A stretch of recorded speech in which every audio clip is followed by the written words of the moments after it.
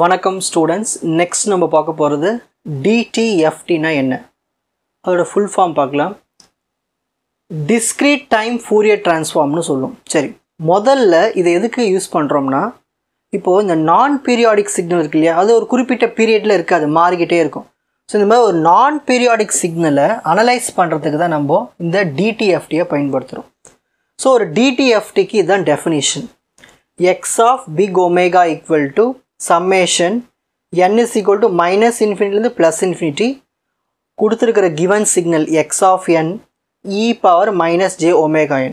இதுதான் நம்மளுக்கு அந்த DTFT. ஒரு சிக்னலுக்கு DTFT எடுத்தோம்னா இந்த ஃபார்முலா அப்ளை பண்ணி தான் நம்ம கண்டுபிடிப்போம். ஓகேங்களா? சரி, இதில் இருக்கிற இந்த x of n தான் நம்மளுக்கு கொடுத்திருக்கிற discrete time signal.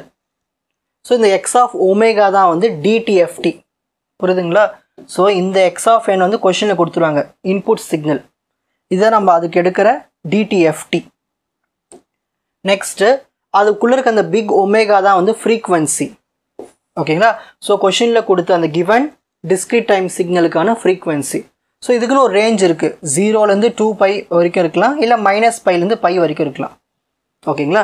நெக்ஸ்ட் இப்போ அடுத்து பார்க்க போகிறது inverse discrete time Fourier transform, ஐடிஎஃப்டின்னு சொல்லுவோம். இது அதாவது இப்போது எக்ஸ் ஆஃப் என்ன கேபிட்டல் எக்ஸ் ஆஃப் ஒமேகா மாற்றணும் டிடிஎஃப்டி. இதை அப்படியே திரும்ப ரிவர்ஸாக மாற்றணும் இல்லையா, அதுக்கு யூஸ் பண்ணுறது தான் inverse discrete time Fourier transform. So அதுக்கு ஃபார்முலா ஒரு எக்ஸ் ஆஃப் என் நம்ம வந்து கண்டுபிடிக்கிறதுக்கு என்ன பண்ணோம், x of n is equal to 1/2π integral -π to π x of omega. So கொஸ்டினில் வந்து எக்ஸ் ஆஃப் ஒமேகா கொடுத்துருவாங்க, இதை பயன்படுத்தி நம்ம எக்ஸ் ஆஃப் என்னை கண்டுபிடிக்கணும். அதான் ரிவர்ஸ், அதான் inverse into e power J omega என் D omega.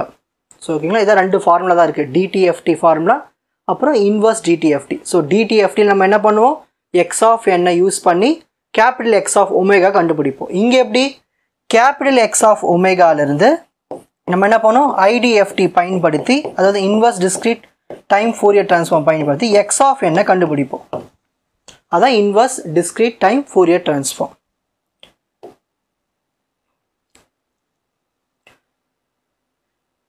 Next discrete time Fourier டிரான்ஸ்ஃபார்முக்கும் டிஸ்க்ரீட் ஃபோரியர் டிரான்ஸ்ஃபார்முக்கும் உள்ள வேறுபாடுகள் பார்க்கலாம். இதில் பார்த்தீங்கன்னா உங்களுக்கு டைமிங்னு ஒரு வேர்டு இருக்கும், இதில் டைமிங்னு ஒன்று இருக்காது. அப்போது இதில் நம்ம வந்து ஃப்ரீக்வன்சி டொமைன் வந்து கண்டினியூவஸாகவே இருந்துக்கிட்டே இருக்கும்.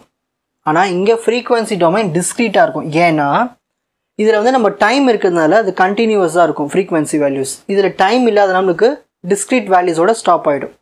சரி, இதில் வந்து எந்த ஒரு அலைசிங் பிரச்சனையும் இருக்காது. அதாவது ஹை ஃப்ரீக்வன்சி போய் அந்த லோ ஃப்ரீக்வன்சி மேலே போய் ஓவர்லாப் ஆகிட்டு அதில் வந்து எந்த ஒரு அந்த ஹை ஃப்ரீக்வன்சினா அப்படி லோ ஃப்ரீக்வன்சியை அப்படி காமிக்கும், எந்த டேட்டாலாம் லாஸ்ட் ஆகும். ஸோ இந்த பிரச்சனைலாம் இதில் இருக்காது.